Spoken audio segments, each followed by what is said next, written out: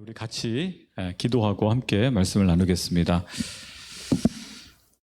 약속대로 오신 예수 그리스도를 찬양합니다. 우리 가운데 하나님의 언약의 정말 증표로서 이 땅에 오신 예수님이 오늘 이 시대뿐만 아니라 우리의 삶을 이끄시고 또 다음에 다시 오실 주님이 우리를 지키실 것을 고백합니다. 주님, 이 시간 말씀으로 우리와 함께하여 주옵소서.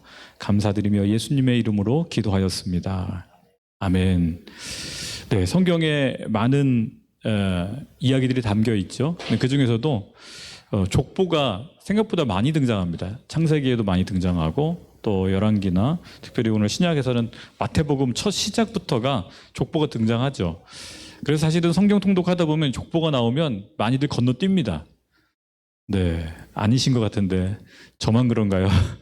읽다가 그냥 대충 그냥 지나가고 족보 끝부터 이렇게 이어서, 사실은 우리 크리스찬들이 족보에 익숙하지 않고 족보에 대해서 별로 중요하게 생각하지 않습니다. 또 한국은 유교의 원래 영향 아래 있어서 족보하면 굉장히 유교적인 것이라는 생각이 우리 강하게 있죠.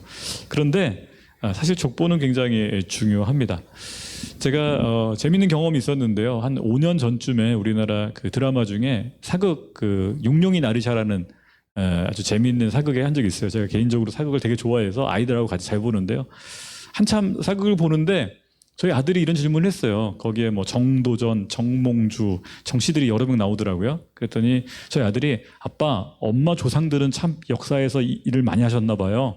정씨가 참 많이 나오네요. 저희 와이프 이름이 성이 정씨니까. 근데 왜 노씨는 한 명도 안 나와요? 그럼 왜 노씨가 한 명도 등장을 안 해요? 사극 인물 중에.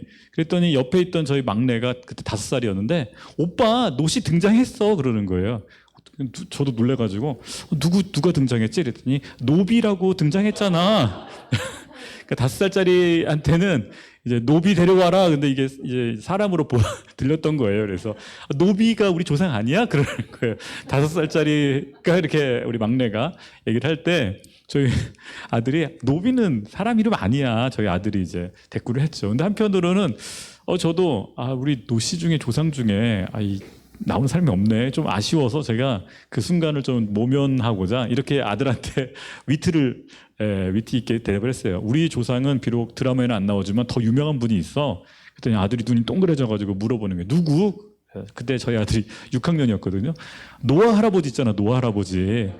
모든 사람들은 다 노아 할아버지 후손이야. 노씨잖아. 성이 노씨고 이름이 아야. 그래서 제가 그 순간은 이제 넘어갔는데, 나중에 제가 심각하게 생각해 보니까 내가 너무 내 조상에 대해서 생각을 안 해봤더라고요. 우리 노씨 집안의 조상은 누가 있나 관심도 안 가졌고, 네, 별로 신경을 안 썼더라고요. 그래서 아이들에게 가르쳐 줘야겠다. 뿌리에 대해서, 근본에 대해서 알려줄 필요가 있겠구나. 그래서 일부러 이제 인터넷으로 뒤져보고 저희 노씨 문중에 홈페이지가 있다라는 걸 발견했어요. 네, 그러면서 우리 노씨 가문에 저희가 이제 광산 노씨라고, 광주 노씨인데요. 쭉 찾아보니까 거의 1000년 전에 당나라 말기에 저희 이제 조상이 그 당나라의 한림학사 노수라는 분인데요. 그분이 9 아들을 데리고 산둥반도에서 이렇게 넘어오세요. 넘어온 이유는 중국이 당나라 말기다 보니까 뭐 알록산의 난, 뭐 황소의 난, 세계사 시간에 배웠던 난들인데 그 난을 피해 가지고 서해를 건너드시더라고요. 물론 이제 성경에 있는 것처럼 홍해를 건널 때 이렇게 바다가 갈라졌잖아요. 우리 조상님들이 넘어올 때는 아무것도 일이 벌어지지 않았더라고요. 대신에 뗏목을 타고 오셨더라고요. 난을 피해 가지고 우리 노수라는 분이 9 아들을 데리고 통일신라에 이렇게 망명하셔가지고 우리 통일신라가 받아줘서 정착을 하고 지금의 저희 집안까지 내려왔더라고요. 제가 저희 조상들의 이야기, 족보들을 이렇게 살펴보면서 2가지가 생각이 들었어요. 하나는 난민들한테 잘해줘야겠다. 우리 조상들이 난민이었구나. 네, 그죠? 중국에서 난을 피해서 왔던 난민들이었구나. 그래서 제가 이주민 사역하면서 더더욱이나 내 뿌리가 중국의 난민으로서 이렇게 넘어왔던 사람이니까 지금 이 시대에 난민을 돕는 거, 이주민을 돕는 건 내가 마땅히 해야 될 바구나 생각이 들었고요. 또 한 가지는 우리 조상이 당나라의 한림학사였더라고요. 그 굉장히 우리 한국으로 얘기하면 성균관 학자였던 거죠. 그래서 우리 집안이 학자가 로부터 시작했구나. 그래서 나는 이제는 성경학자가 돼야겠다. 제가 5년 전에 그런 생각을 했어요. 그 이야기를 저희 아이들에게 나눠줬죠. 그렇습니다. 조상에 대해서 안다라는 건 우리의 뿌리, 어떻게 보면 우리의 정체성을 알아가는 것이죠. 그런데 안타깝게도 우리 크리스찬들은, 특히 한국 크리스찬들은 대부분의 믿음의 가정들이 뭐 1세대, 2세대, 저도 이제 정확히 말하면 제가 2세대거든요. 저희 아버지가 처음 믿다 보니까 그 위에 분들에 대해서 관심을 안 가졌어요. 그러나 성경의 많은 이야기들은요, 조상들에 대한 이야기입니다. 다들 소개할 때 어떻게 소개하는가? 나는 어느 집안의 어느 지파의 누구의 손자이며 누구의 아들, 뭐 예를 들어서 아브라함의 손자, 그다음 이삭의 아들인 야곱입니다. 이런 식으로 조상들의 이름을 붙여요. 제가 중동에 사역할 때 현지인들이 이름을 쓰면은요, 이름이 엄청 길어요. 이름이 보통 한 4덩어리가 나와요. 그러니까 예를 들어서 요르단 왕, 지금의 요르단 왕의 이름을 이야기하면 하시마이트 가문의 후세인의 손자며, 그 다음에 압둘라의 손자며 후세인의 아들인 압둘라 2세입니다. 이렇게 이름이, 이게 다 자기 풀네임이에요. 이름 쓰면 한참 걸려요. 길어가지고. 왜 그럴까 얘기하냐 했더니 이게 중동의 전통이래요.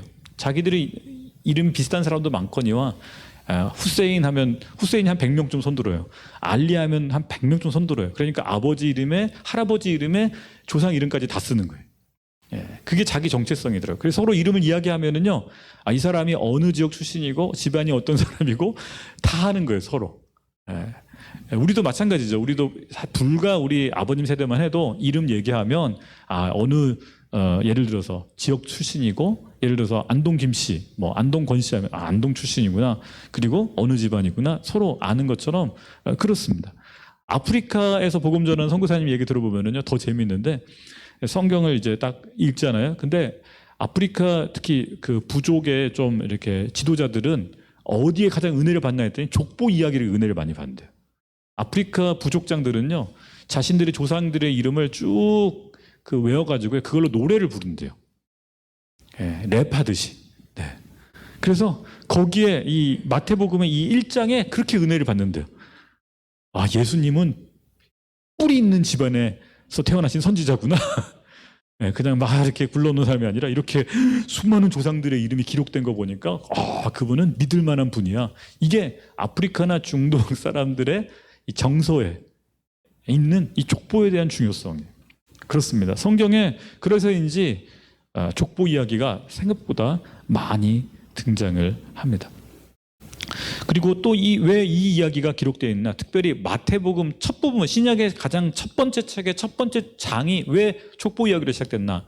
여러분, 사복음서가 마태, 마가, 누가, 요한이잖아요.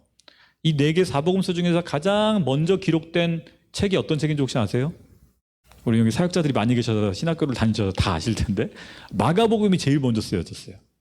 그러면 순서상으로 보면 마가가 제일 먼저 나와야 됩니다. 그런 생각 안 해보셨나요? 저는 그렇게 생각했어요. 아니, 마가복음이 제일 먼저 기록됐고 내용도 제일 짧잖아요. 그러니까 마가복음이 제일 먼저 나오면 좀 쉽게 읽고, 그 다음에 뭐 마태나 누가가 나오면 좋겠다. 근데 왜 마태복음이 제일 먼저 나왔을까? 바로 이 족보 때문입니다. 이 족보가 예수님의 정체성을 보여주는 가장 중요한 부분이기 때문에 기록된 거예요. 먼저 나오게 된 거예요, 배열할 때. 그리고 또 한 가지, 마태복음의 이 마태는 어떻게 예수님의 족보를 알았을까? 어떻게 알았을까요? 예수님한테 물어봤을까요? 아니죠. 예수님한테 이런 거 물어봤다면 혼나셨을 거예요, 아마. 누구한테 물어봤을까? 예수님의 동생들이 있잖아요. 예수님의 동생 야고보와 유다, 야고보서를 기록한 야고보와 유다서를 기록한 유다가 예수님의 친동생들이에요.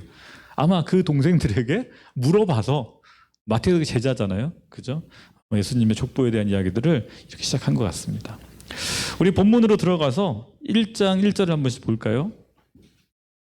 같이 읽겠습니다. 시작. 아브라함의 자손이며 다윗의 자손인 예수 그리스도의 족보입니다. 1장 1절이 이렇게 시작돼요. 누구의 자손이죠? 아브라함의 자손이고, 또 누구의 자손입니까? 다윗의 자손. 유대인들이 가장 중요하게 여기는 두 인물.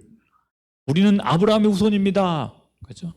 그리고 이스라엘이 꿈꾸는 가장 위대한 지도자이며 그 다음에 회복시킬 이스라엘 왕국의 모델인 다윗 왕. 실제로 구약 성경의 많은 부분에 이 메시아에 대한 이야기들을 할 때 아브라함의 후손이요 또 다윗의 후손으로 오실 분이라고 예언되어 있기에 마태는 의도적으로 이 두 사람을 언급하며 이 마태복음을 시작하는 것입니다. 예수님의 뿌리는 바로 아브라함의 자손이요 다윗의 자손입니다. 또 이렇게 기록한 것에는요 당시 초대교회 안에 영지주의자들이 굉장히 많이 일어났어요. 역사에 보면 영지주의자들은 이런 생각을 갖고 있었습니다. 육체는 더러운 거야. 어떻게 예수님이 더러운 육체를 입고 오셔? 그분은 하나님이셨기 때문에 신적인 모습으로 잠시 나타났던 거야. 이렇게 영지주의자들은 영적인 것은 굉장히 거룩한 것이고 육적인 것은 더러운 것이다 말하며 굉장히 초대교회 안에 강력한 이단으로서 영향을 미쳤어요. 사실 마태복음이나 이 초대 사도들에게는 이들에 대한 또 이 방어가 필요했습니다. 가장 중요한 건 예수님의 신성도 중요하지만 동시에 예수님의 인성을 강조할 필요가 있었죠. 그 인성의 핵심이 뭐예요? 족보였어요. 예수님의 족보가 이렇게 기록되게 됩니다. 또 흥미로운 것은요, 이 마태복음과 함께 비슷한 시기에 쓰여졌던 누가복음도요 또 족보를 기록하고 있다는 사실이에요. 두 복음서가 동일하게 족보를 기록하고 있는데 비교해서 보시면 좀 차이가 생깁니다. 마태는 몇 명을 기록했죠? 맨 이제 마지막에 17절에 그렇게 되어 있죠. 아브라함부터 다윗까지 14대요. 다윗부터 바벨론 포로기까지 14대요. 바벨론에서 예수님까지 14대다. 곱하기 3하면 3일은 3, 4, 12, 42명의 42대를 기록하고 있어요. 그런데 누가복음에는요. 아담까지 이제 올라가는데 77대를 기록하고 있어요. 저도 신학교 다니면서 이 두 가지 족보를 써보면서 비교한 적이 있어요. 이름이 막 틀려요. 처음에 쭉 기록해가지고 다윗 안까지는요 거의 똑같습니다. 한 명 빼고 다릅니다. 그래서 뭐 한 명은 약간 가명을 썼나? 아니면은 옛날에 이제 시몬 베드로처럼 이름이 두 가지 쓰이는 경우가 있잖아요. 그래서 아마 그래서 그랬나? 근데 문제는 그 다음부터예요. 다윗 이후로 등장하는 인물들의 이름들이 너무 많이 다르더라고요. 그래서 저는 이게 오류인가 아니면은 뭔 문제가 있어서 이런가 하고 연구를 좀 했었어요. 근데 여러 신학자들이 다양한 의견을 써놨는데 좀 합리적으로 이해가 됐던 건 마태는 사실은 이 예수님의 족보를 기록할 때 법정 족보라고 부르는데요. 중요한 인물들 위주로 적었더라고요. 그래서 다윗 왕의 계보, 특별히 왕들, 왕위를 이은 사람을 중심으로 다윗 왕부터 예수님까지를 적어나가요. 이스라엘 사람들이 이해할 수 있는, 쉽게 이해할 수 있는. 반면에 누가는요, 실제로 왕들의 이름이 아니라 전혀 듣도 보도 못한 사람들의 이름을 많이 적어요. 실제 혈통의 족보는 누가일 가능성이 굉장히 높은 것이죠. 그렇다면 왜 마태는 이렇게 법정 족보로 유명한 사람들을 적었을까? 바로 독자가 누구냐가 중요했던 것 같아요. 마태에게 있어서 이 마태복음을 기록할 때 예수 그리스도가 바로 오실 메시아다, 예언됐던 메시아다, 아브라함의 후손이요 다윗의 후손으로 오실 그분이 오셨다고 강조하기 위해서 마태복음을 쓰죠. 독자가 누구냐면 유대인이었어요. 유대인들이 잘 알고 유대인들이 권위를 줄 수 있는 왕들의 이름이 마태에게는 중요했어요. 선택적으로 기록을 한 거죠. 구약에 등장하는 많은 왕들과 영웅들의 이름을 열거하며 선택적으로 42명 그리고 중간에 생략한 이름들도 사실은 좀 있어요. 더 특별한 것은 뭐냐면 여인들의 이름이 들어가 있다는 거예요. 마태복음에는. 특별히 3절에 보면 유다는 다말에게서, 다른 사람은 부인 이름이 없는데 유다는 며느리였던 다말의 이야기가 기록되어 있죠. 더 독특한 것은 6절입니다. 이새는 다윗 왕을 낳았습니다. 그 전에 5절이죠. 살몬은 라합에게서 보아스를 낳고, 여기도 여자 기생 라합의 이름이 들어가죠.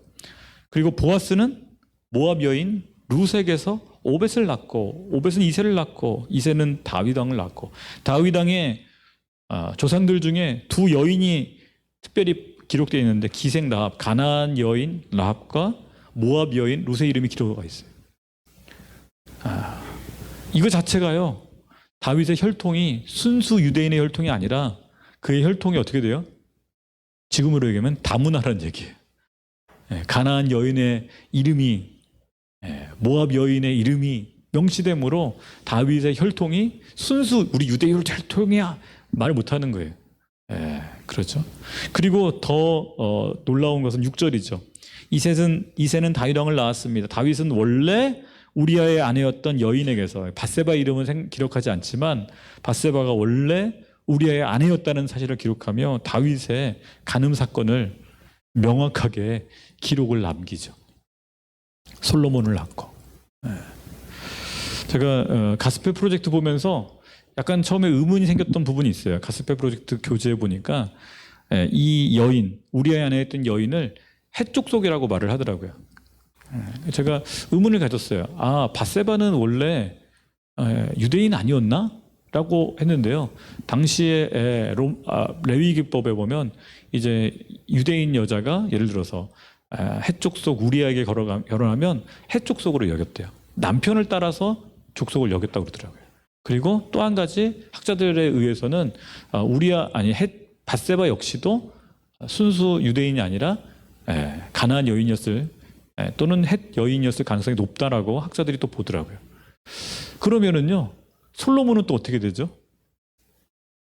솔로몬도 다문화 가정이에요. 제가 이 다문화 사역 또 이주민 사역하는 입장에서 이 족보를 통해서 발견하게 되는 건 그거예요. 우리는 유대인들이 생각하는 혈통주의에 굉장히 익숙해져 있어요. 그래서 피가 되게 중요해. 혈통이 중요해. 그런데 막상 마태복음 1장에 등장하는 예수님의 이 족보에는요, 다양한 혈통이 섞이는 모습을 보여주고 있는 거예요.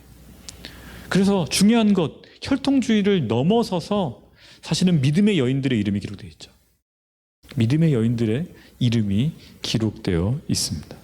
그래서 다시 한번 족보를 통해서 그 숨겨진 어떻게 보면 이야기들을 우리는 볼 수 있게 됩니다.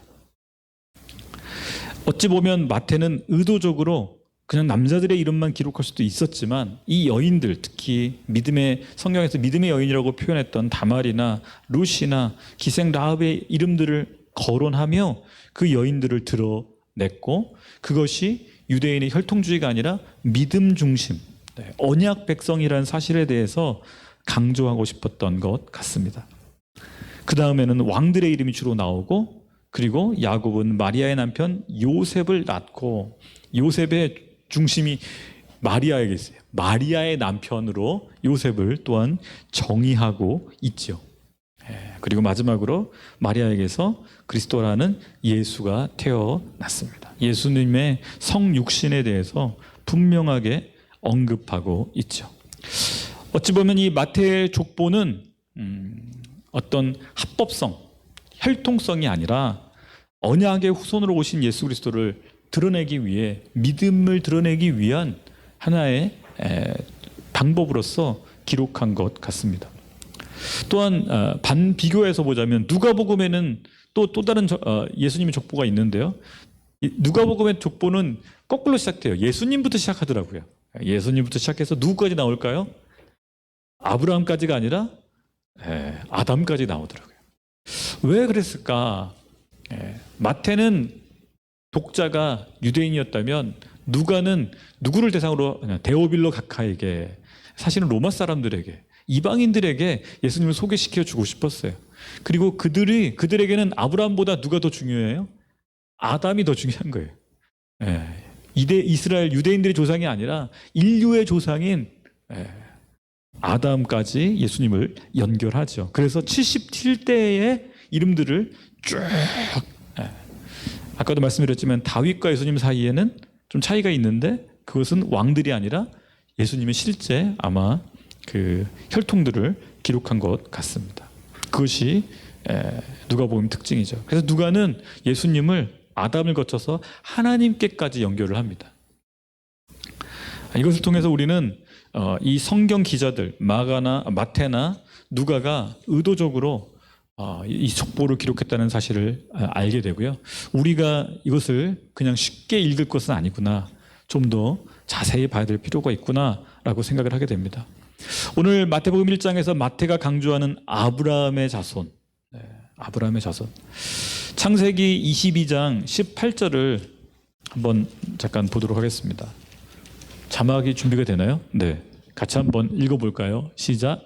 내가 내 말에 순종했으므로 내 자손을 통해 이 땅의 모든 민족들이 복을 받을 것이다. 하나님께서 아브라함에게 주신 약속 중에 하나가 내 자손을 통해 이 땅의 모든 민족들이 복을 받을 것이다. 사도 바울은요, 이 구절을 이렇게 인용합니다. 갈라디아서 3장 16절 한번 같이 보겠습니다. 같이 한번 읽을까요? 시작. 하나님께서 아브라함과 그의 자손에게 약속을 주실 때 여러 사람을 가르쳐 자손들에게라고 하지 않으시고 오직 한 사람을 가르쳐 내 자손에게라고 하셨는데 이는 곧 그리스도이십니다. 예. 믿음의 조상 아브라함에게 주셨던 이 약속의 말씀, 창세기 22장의 말씀이 내 씨로 말미암아, 내 자손으로 말미암아라고 말하는 그 자손이 단수로 기록된 것은 한 사람을 가리킵니다. 바로 누구예요? 그리스도 예수를 가리키기 위함이다. 그렇습니다. 이 마태에 나와 있는 결국 아브라함부터 다윗을 거쳐서 이 많은 조상들이 있었던 이유 중에 하나는 바로 약속의 자녀 예수 그리스도가 오기 위함이다. 이 강조점이 있는 것이죠. 예수님께서 유대인들하고 대화 가운데 흥미로운 대화를 하신 부분이 있습니다. 요한복음 8장 56절에서 59절인데요. 자막으로 좀 같이 읽도록 하겠습니다. 너희 조상 아브라함은 내 날을 보리라고 기대하며 기뻐하다가 마침내 보고 기뻐했다. 유다 사람들이 예수께 말했습니다. 당신은 아직 나이가 50도 안 됐는데 아브라함을 보았단 말이요. 예수께서 대답하셨습니다. 내가 진실로 진실로 너희에게 말한다. 나는 아브라함이 태어나기 전부터 있었다. 59절. 그러자 유대 사람들이 돌을 들어 예수께 던지려 했습니다. 그러나 예수께서는 몸을 피해 성전 밖으로 가셨습니다. 아주 중요한 구절입니다. 예수님의 족보를 통해서 유대인들이 이해하게 된 예수님은 아브라함의 자손이다. 유대인들에게는 아브라함보다 더 높은 권위가 사실은 없죠. 아브라함이 시조니까. 그런데 예수님은 말씀하십니다. 나는 아브라함보다 먼저 있었다. 아브라함이 예수님을 정의해 주는 게 아니라 사실은 예수님이 아브라함을 정의해 주는 거예요. 아브라함은 장차 올 약속을 바라봤다. 보고 기뻐했다. 누굴 본 거예요? 예수 그리스도를 본 거죠. 예수님은 족보에 갇혀 있는 분이 아니세요. 이게 우리와 다른 면이죠. 우리는 족보에 갇혀 있는 사람이에요. 그죠? 저는 노씨라는 이 가문에 갇혀 있어요. 우리 모두가 그렇습니다. 우리는 육신으로만 태어났기 때문에. 그러나 예수님은요, 아닙니다. 족보를 통해서 족보도 예수님을 증명하지만 예수님은 그 족보를 어떻게 해요? 뛰어넘는 분이신 거죠. 아브라함이 있기 전에 있었고 아담이 있기 전에 존재하셨던 그분, 족보 이야기를 뛰어넘는 그분이 누구예요? 창조주이시며 모든 조상들이 바라봤던, 다윗이 그리스도라고 고백하며 주라고 고백하며 기다렸던, 아니 아브라함이 기다렸던 그분이 바로 누구다? 예수 그리스도다. 여러분, 마태는요, 또 누가는요, 요한 제자들은요, 이거를 깨달았던 거예요. 그래서 시작은 족보로부터 시작하지만 끝은 어떻게 돼요? 다 아브라함과 다윗을 넘어서죠. 예수님은 그것을 우리에게 보여주고 계십니다. 또 두 번째로 우리 마태복음 1장 6절을 다시 한번 볼까요? 우리 두 번째 마태복음 1장 6절 같이 한번 읽겠습니다. 시작. 이새는 다윗 왕을 낳았습니다. 다윗은 원래 우리아의 아내였던 여인에게서 솔로몬을 낳고, 그러면서 다윗의 자손, 다윗 왕의 자손으로 예수님 오셨다라고 강조하고 있죠. 그렇습니다. 예수님은 영원히 다스리시는 다윗 왕의 그 어떻게 왕위를 잇는 메시아로서 이 땅에 오셨죠.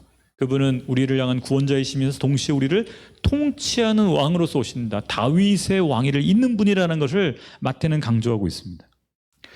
마태복음 22장에 한 번 더 그 부분에 대해서 언급하고 있습니다. 마태복음 22장 42절부터 같이 한번 46절까지를 보도록 하겠습니다. 같이 읽을까요? 시작. 너희는 그리스도를 어떻게 생각하느냐? 그가 누구의 자손이냐? 그들은 다윗의 자손입니다라고 대답했습니다. 예수님과 유대인들의 대화죠. 예수님이 누구의 자손이냐? 그러자 예수께서 그들에게 말씀하셨습니다. 그렇다면 어떻게 다윗이 성령의 감동으로 그를, 메시아를 주라고 불렀느냐? 다윗의 자손으로 오는 어떻게 메시아를 주라고 부를 수 있느냐? 그가 말하기를 44절 주께서, 다윗이 말하는 거죠. 주께서 내 주께 말씀하셨다. 내가 내 원수들을 내 발 아래 굴복시킬 때까지 너는 내 오른편에 앉아 있으라. 여기서 주님이 두 번 반복돼요. 주께서 내 주께. 다윗이 말한, 고백하는 시편의 구절이죠.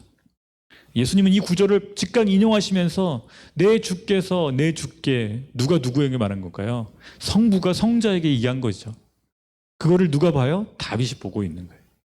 기도 가운데 성부께서 성자에게 말씀하시기를, 내가, 성부께서 내 원수를, 성자의 원수죠, 사실은 이 십자가 장면을 연상하는 거죠. 내 발 아래 굴복시킬 때까지 너는 내 우편에 앉아 있으라 했고, 또 45절 다윗이 그리스도를 뭐라고 불렀어요? 주라 부르는데 어떻게 그리스도가 다윗의 자손이 되겠느냐. 46절 그러자 아무도 예수께 한마디 대답자 할 수 없었습니다. 그날 이후로는 감히 예수께 묻는 사람이 없었습니다. 여러분, 마태는요, 마태 1장에서 족보로 시작하지만 마태복음 22장에서 예수님의 이 이야기를 다시 한번 꺼내면서, 예수님은 족보 안에 계신 분이 아니라 다윗의 후손으로 오신 분이지만 후손에 머무는 분이 아니라 다윗이 주라고 고백하는 바로 그 메시아, 바로 그 메시아다. 하나님께서, 성부께서 친히 아들로 삼으신, 아니 성부와 하나 되신 그분이다. 그래서 성부와 성자를 동시에 주님으로 부르고 있다. 마태는 그 점을 강조하여 또 22장에 기록하고 있는 것입니다. 여러분, 마태는요, 예수님의 왕권을 아주 강하게 드러내고 있습니다. 왕으로 오시는 분, 다윗의 왕위를 이을 뿐만 아니라 다윗조차도 존경하고 다윗조차도 흠모하고 기다렸던 그분, 바로 메시아 그리스도다 강조하고 있죠. 그렇습니다. 성경에 있는 이 이야기들, 우리는 이 이야기를 통해서 예수 그리스도가 실제하는 역사적 인물이었다는 사실을 우리는 자신 있게 말할 수 있습니다. 그분은 신화적인 인물이나 그냥 영으로만 존재했던 분이 아니라 실제로 역사 속에 존재했고, 역사 속에서 함께 하셨고, 그리고 오늘도 우리와 함께 하시는 분임을 고백하죠. 역시 누가 역시도 가브리엘 천사를 통해 마리아에게 이 메시지 전해주는 누가복음 1장 32절을 가지고 이렇게 말합니다. 그가 큰 자가 되고 지극히 높으시니 아들이라 일컬어질 것이요 주 하나님께서 그 조상 다윗의 왕위를 그에게 주시리니. 누가 역시도 이방인을 향해서 이 메시지를, 예수님의 탄생을 이야기하면서 그분이 다윗의 왕위를 잇는 분이라고 이야기하고 있죠. 그러나 우리가 아는 것처럼 예수님은 단지 이스라엘만을 위한 왕이 아니십니다. 이스라엘의 왕권만을 위해서 오신 분이 아니라 하늘과 땅의 모든 권세를 가지신 우주의 왕으로서 오신 분이시죠. 이것이 우리 제자들의, 또 사도들의, 그리고 우리 믿음의 선조들의 고백이었습니다. 사도 바울은 이 부분을 에베소서 1장 21절과 23절을 통해서 이렇게 강조하고 있습니다. 같이 한번 읽겠습니다. 시작. 모든 권력과 권세와 권능과 주권과 이 세대뿐 아니라 오는 세대에서 일컫는 모든 이름들보다 뛰어나게 하셨습니다. 22절. 그리고 하나님께서는 만물을 그리스도의 발 아래 복종하게 하시고 그리스도를 만물 위에 교회의 머리로 삼으셨습니다. 23절. 교회는 그분의 몸, 그리스도의 몸이요 만물 안에서 만물을 충만케 하시는 분의 충만입니다. 예수 그리스도가 족보에 갇히신 분이 아니라 오는 세대, 아니 이전과 지금과 앞으로 올 세대의 모든 이름을 가진 분들이 그분을 어떻게 해요? 섬기고 예배하고 그분의 발 앞에 복종하게 될 것이다. 조상들에 의해서 제한된 분이 아니라 그 모든 믿음의 조상들을 로부터 예배를 받으실 분 예수 그리스도를 드러냅니다. 빌립보서 2장 6절 이하도 동일하게 사도 바울은 예수님의 왕권이 단지 이스라엘에게만 머무는 것이 아니라 온 우주적임을 강조하고 있습니다. 같이 읽겠습니다. 시작. 그분은 본래 하나님의 본체셨으나 하나님과 동등됨을 기득권으로 여기지 않으시고, 오히려 자신을 비워 종의 형체를 가져 사람의 모양이 되셨습니다. 그리고 그분은 자신을 낮춰 죽기까지 순종하셨으니 곧 십자가에 달려 죽으신 것입니다. 9절, 그러므로 하나님께서는 그를 지극히 높여 모든 이름 위에 뛰어난 이름을 주셨습니다. 10절, 이는 하늘과 땅과 땅 아래에 있는 모든 사람들이 예수의 이름에 무릎을 꿇게 하시고, 잠깐 여기서 멈출게요. 하늘과 땅과 땅 아래에 있는 모든 사람의 뭐예요? 이름이, 모든 사람들이 예수의 이름에 무릎을 꿇는다. 하늘에 있는 사람, 믿음의 사람들이겠죠. 땅에 있는 사람, 지금 살고 있는 사람들이겠죠. 땅 아래에 있는 사람들은 뭡니까? 지옥에 있는 사람들이죠. 족보에 있는 조상들뿐만 아니라 모든 사람들, 이 땅에 아담으로부터 지금까지 그리고 미래에까지 태어날 모든 사람들이 누구의 이름 앞에? 예수 그리스도의 이름 앞에 무릎을 꿇게 하셨다.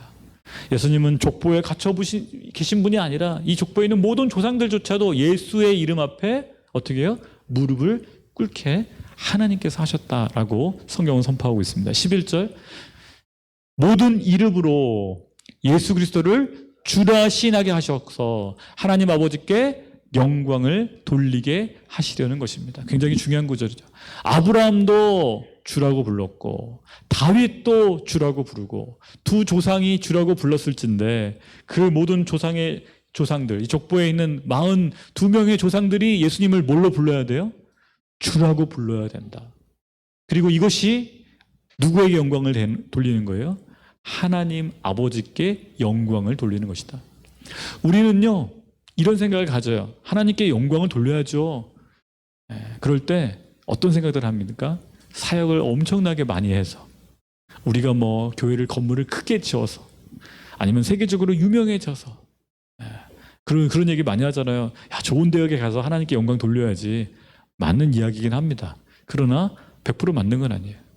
사업에 성공해서 하나님께 영광을 돌려야죠. 굉장히 신앙이 좋은 것처럼 보이지만 그게 성경적인 건 아닙니다. 성경에서 하나님께 영광을 어떻게 돌려요? 모든 입이 예수 그리스도를 주라 시인하는 것이 하나님께 영광을 돌리라는 거예요. 저와 여러분이 오늘 찬양 가운데 우리의 삶에서 또 우리 이웃들에게 예수 그리스도가 나의 주님이시다 라고 고백하는 것이 곧 누구에게 영광이 되는 거예요? 성부 하나님께 영광을 돌리는 것임을 기억하는 저와 여러분 되시기를 축복합니다. 마지막으로 예수님은 죄와 사망에 사로잡힌 우리를 구원하시는 메시아입니다. 이 족보들은요, 역사의 과정 속에 나타나는 하나님의 신실하심을 강조하고 있습니다.